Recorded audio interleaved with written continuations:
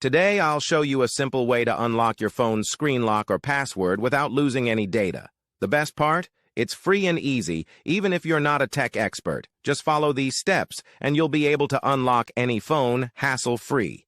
Let's get started. You can unlock your phone's screen lock or password using a special code. You will need to press on emergency call, and then you must enter a code. This code is unique to each type of phone and is provided by the phone manufacturer. In this video, we're using a code that works specifically for the type of phone we're demonstrating. Here's how you can get the code. Visit this website that provides unlock codes for free using a unique method. And that's it. Now you can unlock your phone without losing any data.